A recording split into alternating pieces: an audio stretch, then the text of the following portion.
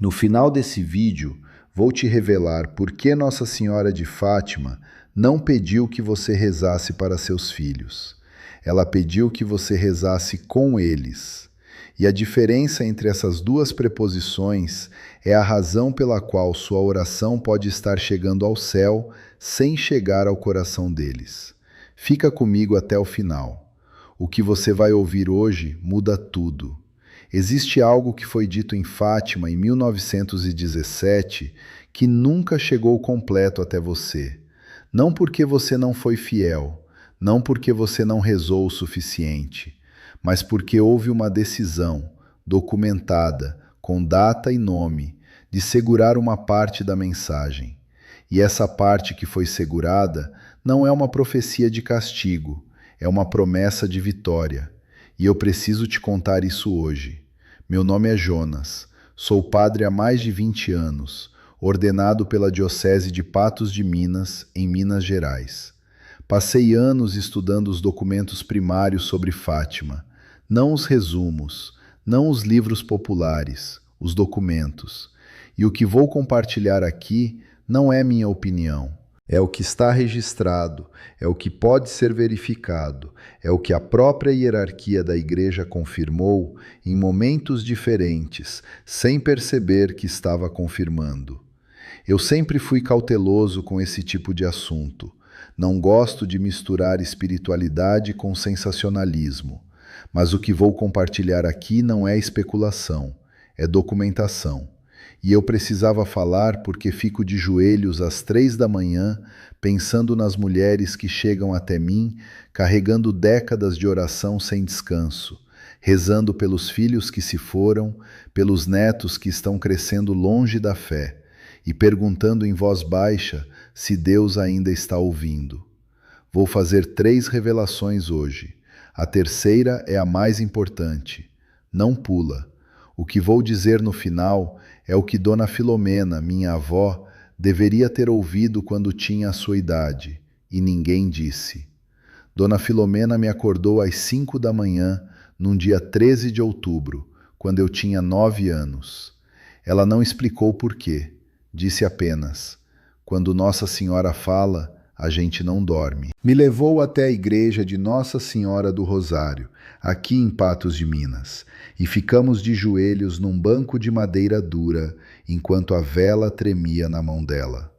Eu não entendia nada, até que ela fechou os olhos e sussurrou, quase sem voz: Senhora, guarda os meus filhos que estão longe. Eu só entendi aquela oração anos depois. Ela não estava pedindo que os filhos voltassem do jeito dela. Ela estava entregando.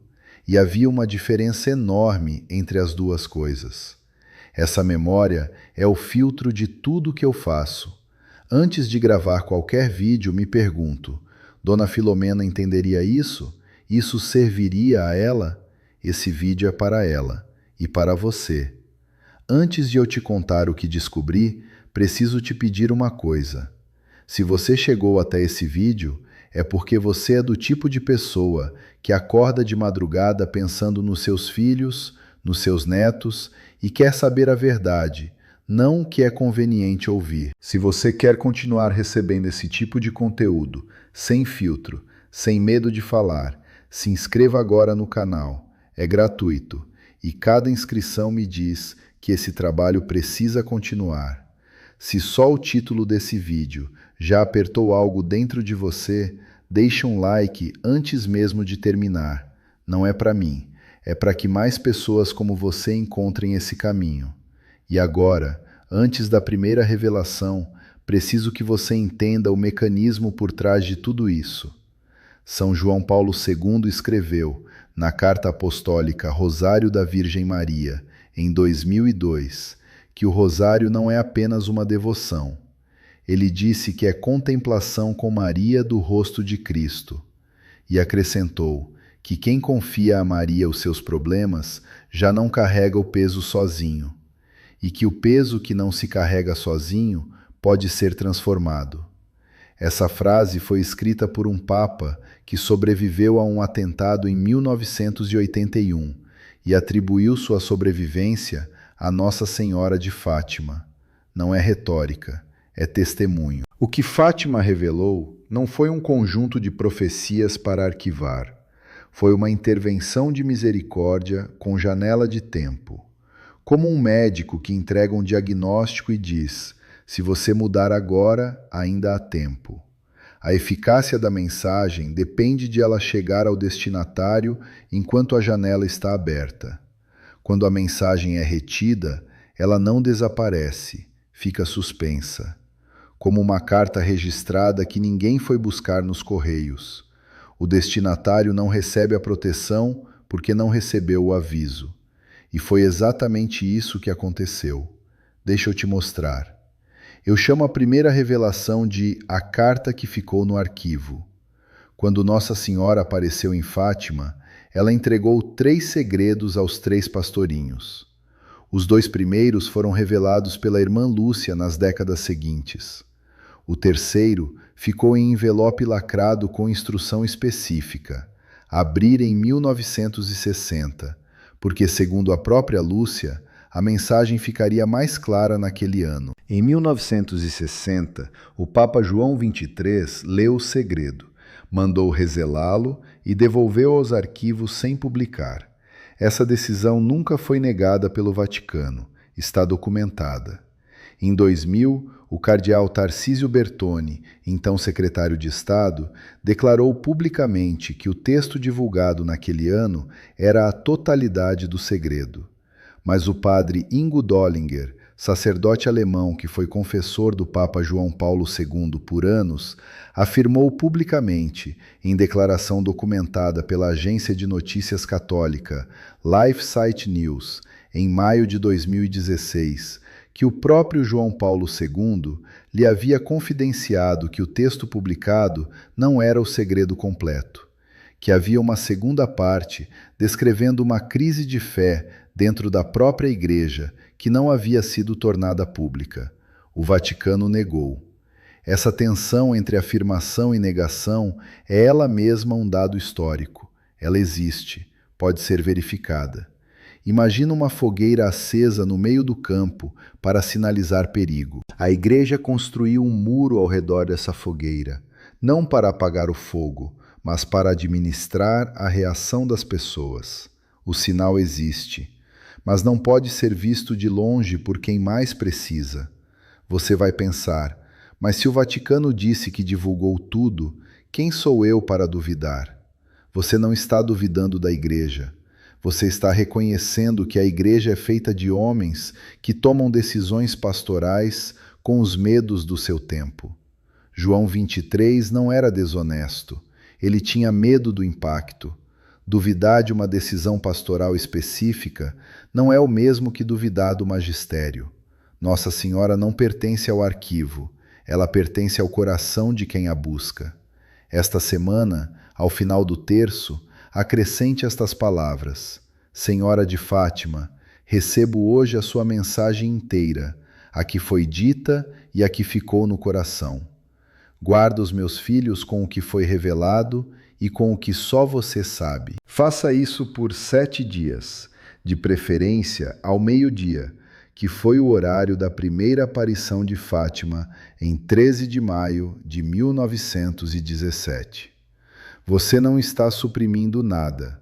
Está afirmando que a intercessão de Maria não depende do que os homens decidiram divulgar.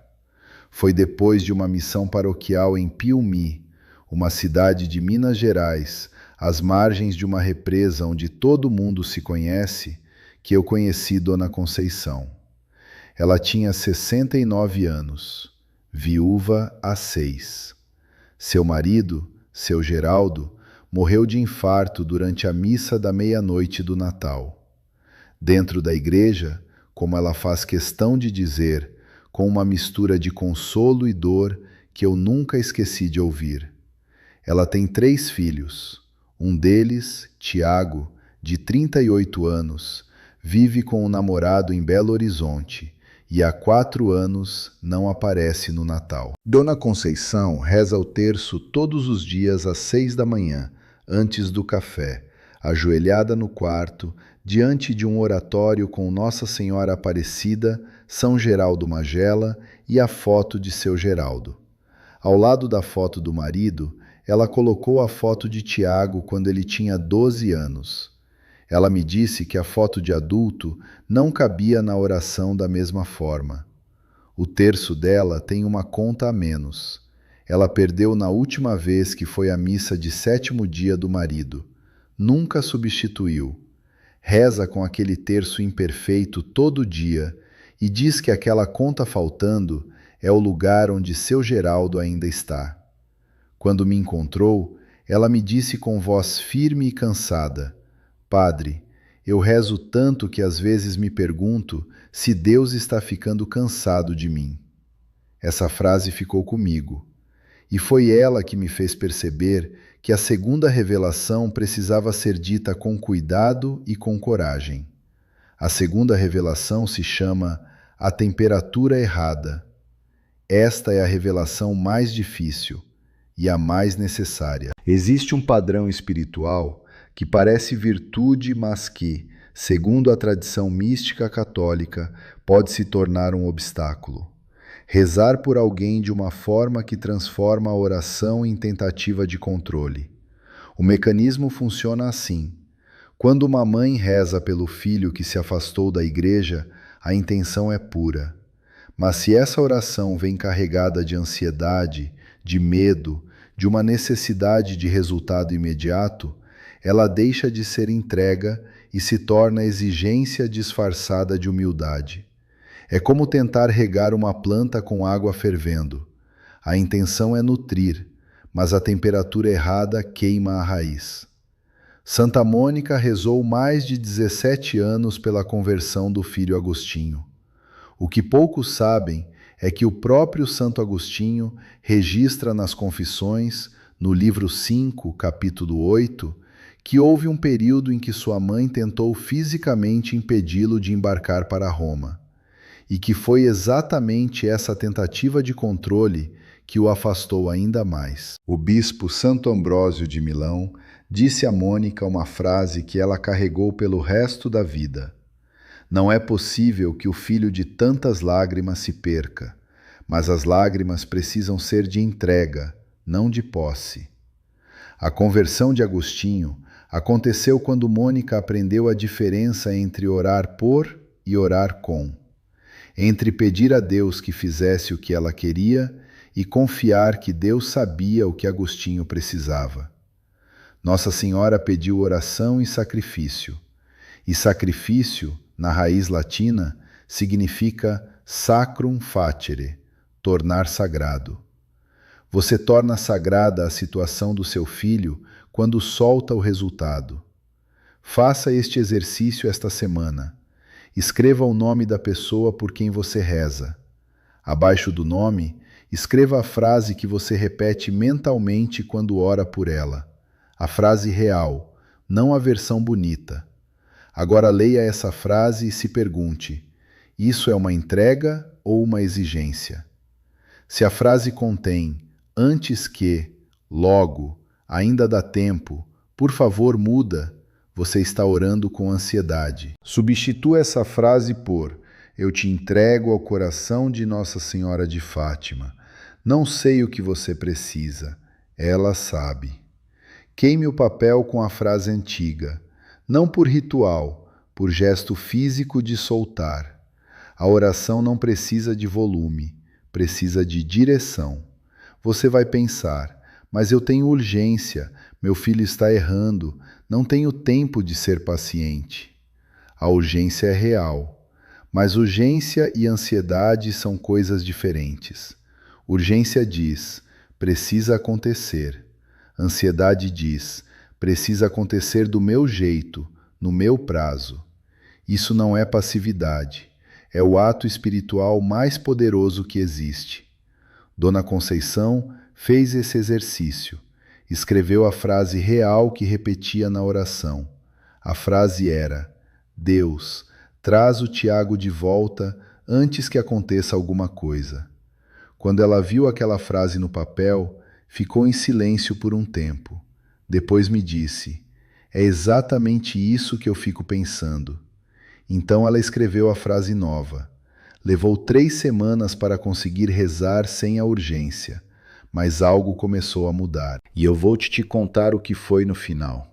Agora chegamos ao que eu prometi no início. A terceira revelação se chama O Segredo que Era Grande Demais. Antes de entregar, preciso te perguntar algo. Veja se você se reconhece em algum desses sinais. Primeiro sinal: você reza o terço, mas não sente paz ao terminar. Só a sensação de dever cumprido. Como se a oração fosse um pagamento que você faz, esperando que Deus não cobre mais. Você termina não descansada, mas aliviada de ter feito o que precisava fazer. Segundo sinal: você tem medo de ter esperança. Já esperou tantas vezes que aprendeu a não esperar mais para não se machucar. A fé virou gestão de expectativa. Terceiro sinal: você acredita que os tempos de hoje são piores do que Deus esperava, que o mal está vencendo, que o mundo saiu do controle. Quarto sinal: você vive a devoção como peso, o terço, a missa, as novenas. Você os faz, mas por dentro sente que nunca é suficiente, que você não rezou o suficiente, não se sacrificou o suficiente, não merece a graça que pede. Quinto sinal: você nunca orou pela sua própria alma com a mesma urgência com que orou pelos outros. Você passou décadas pedindo proteção para os filhos, para os netos, para o mundo. E em algum momento parou de acreditar que você também merecia ser protegida. Como se a sua tarefa fosse interceder pelos outros e a sua própria salvação fosse responsabilidade sua, sozinha, sem pedir ajuda. Se você se reconheceu em 3 ou mais desses sinais, essa revelação é diretamente para você. Durante décadas, o imaginário popular sobre Fátima foi construído em torno do medo. Guerras, castigos, inferno, conversão pelo terror. Esse enquadramento não foi acidente. Foi a lente através da qual partes da mensagem foram selecionadas e amplificadas, enquanto outras foram minimizadas. O que foi sistematicamente secundarizado, e isso é documentável nas próprias palavras da irmã Lúcia em suas 4 memórias, é a promessa final. Notre Senhora disse: no fim, o meu imaculado coração triunfará. Não pode triunfar. Não triunfará se vocês forem bons o suficiente. Triunfará. Ponto. A irmã Lúcia escreveu ao Papa João Paulo II em 1982, em carta documentada e cujo conteúdo foi parcialmente publicado pela Postulação Carmelita, que a mensagem central de Fátima podia ser resumida em uma frase. Ela disse que o Senhor confiou ao coração imaculado de Maria o remédio, não como possibilidade, mas como certeza. Ela usou a palavra certeza, não esperança, não condição, certeza. Esse é o segredo que foi silenciado, não o castigo, a vitória. O mecanismo que foi apagado é o da vitória incondicional. E esse silêncio teve um efeito devastador. Gerou gerações de católicos que vivem em medo, em vez de viver em confiança. Como uma criança que cresce ouvindo apenas os "se você não se comportar" e nunca ouve "eu te amo e você está seguro". O coração de Maria não é um prêmio para quem acumular mérito suficiente. É uma casa com as portas abertas. Sempre esteve. E agora, o que eu prometi no início. Nossa Senhora não pediu que você rezasse para seus filhos do lado de fora, como se estivesse empurrando eles pela porta. Ela pediu que você rezasse com eles, do mesmo lado, apontando para o mesmo destino. A diferença entre essas 2 preposições é a razão pela qual sua oração pode ter estado chegando ao céu, sem chegar ao coração deles. Porque a oração que carrega posse não carrega paz. E a paz é o que abre o coração fechado. Hoje à noite, antes de dormir, faça isso. Em vez de rezar o terço pedindo, reze recebendo. Ao final de cada dezena, Em vez de dizer o nome da pessoa que você quer converter ou curar, diga apenas: o teu coração triunfará nesta vida. Diga como fato, não como pedido. Se vier o pensamento, mas e se não vier a tempo, responda em voz alta: mas ela disse que sim. Faça isso por 13 dias consecutivos, um ciclo completo de devoção mariana. Observe o que muda não na situação de fora, mas no peso que você carrega. Padre, como posso acreditar na vitória quando estou vendo o mundo se destruindo? Nossa Senhora não prometeu que você não veria a batalha. Ela prometeu o resultado da batalha. Um general que sabe o resultado da guerra ainda precisa lutar o dia, mas luta diferente, não com desespero, com direção. A certeza da vitória não elimina o sofrimento, muda o que você faz com ele. Agora as 5 práticas para começar hoje. Primeira prática: acrescente ao final do seu terço desta semana a oração de recepção da mensagem inteira. Senhora de Fátima, recebo hoje a sua mensagem inteira, a que foi dita e a que ficou no coração. Faça isso por 7 dias ao meio-dia. Não porque o horário é mágico, porque o gesto de escolher um horário transforma a intenção em compromisso. Segunda prática: escreva a frase real da sua oração pelo filho ou neto que está longe, não a versão bonita, a frase que você pensa quando a angústia aperta. Leia essa frase em voz alta. Decida se ela é entrega ou exigência. Se for exigência, substitua. Queime o papel. Um gesto físico de soltar vale mais do que 100 resoluções internas. Terceira prática: por 13 noites, ao final do terço, diga o nome da pessoa amada e em seguida diga: não sei o que você precisa, Nossa Senhora sabe, eu confio. Diga como fato, não como desejo. Quando você faz isso, você não está desistindo. Você está fazendo o que o amor de Deus faz o tempo todo. Quarta prática: reze uma dezena do terço por você. Não pelos filhos, não pelos netos, não pelo mundo, por você. Se vier a sensação de que isso é egoísta, reconheça que essa sensação é ela mesma um dos 5 sinais. Nossa Senhora de Fátima apareceu a 3 crianças, não a 3 apóstolos. Ela vai até quem precisa. Você também precisa. Quinta prática. Esta é a mais difícil. Esta semana, entre em contato com a pessoa por quem você mais reza, sem motivo de conversão, sem vídeo para mandar, sem choro preparado, só para perguntar se ela está bem. E quando ela responder, ouça, apenas ouça. Você vai descobrir que a pessoa que você pensava que estava perdida para você nunca esteve tão perto, só estava esperando que você a chamasse pelo nome, não pela ausência dela. Dona Conceição fez isso. Na 4ª semana depois de ter substituído a frase da oração, ela ligou para Tiago sem motivo específico, sem urgência, sem choro, só para perguntar se ele estava bem. Ele ficou em silêncio por um momento. Depois disse: "Tô bem, mãe. Obrigado por ligar assim." Ela não entendeu imediatamente o que tinha mudado. Me ligou depois para perguntar. Eu disse: "Ele sentiu que dessa vez você ligou para ele, não para a conversão dele." Dona Conceição ainda mora em Piúm. Tiago ainda não voltou para a missa. Mas eles voltaram a se falar. E isso, ela me disse, é o começo que ela não esperava mais receber. O coração de Maria não entregou o resultado que ela pediu, entregou o que era necessário. E ela aprendeu que às vezes a vitória não parece com o que a gente imaginou, mas é vitória do mesmo jeito. Dona Conceição ainda mora em Piúm. O Tiago ainda não voltou para a missa, mas eles voltaram a se falar.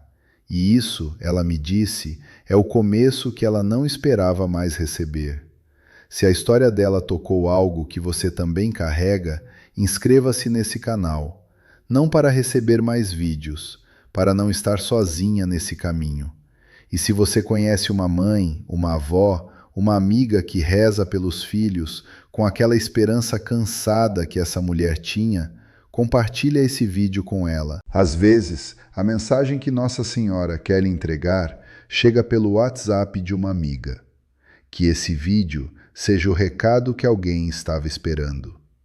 E agora, antes de encerrar, eu quero rezar com você. Nossa Senhora Aparecida, pescada das águas escuras do rio Paraíba, que apareceu pequena e quebrada antes de ser encontrada inteira. Você sabe o que é estar submersa. Você sabe o que é ser encontrada quando ninguém mais esperava. Neste momento, cada pessoa que está aqui comigo carrega um nome no coração. Um filho, um neto, um silêncio que dói mais do que qualquer briga. Recebe esse nome hoje, não como pedido de conversão imediata, como entrega, como confiança de que o teu coração já prometeu o triunfo e não precisa da nossa ansiedade para cumprir o que disse. Protege quem está rezando aqui. Protege também quem está longe e não sabe que alguém está de joelhos por ele.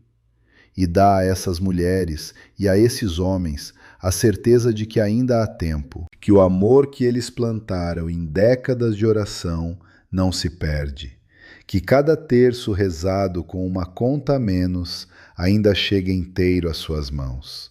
Em nome do Pai, do Filho e do Espírito Santo. Amém.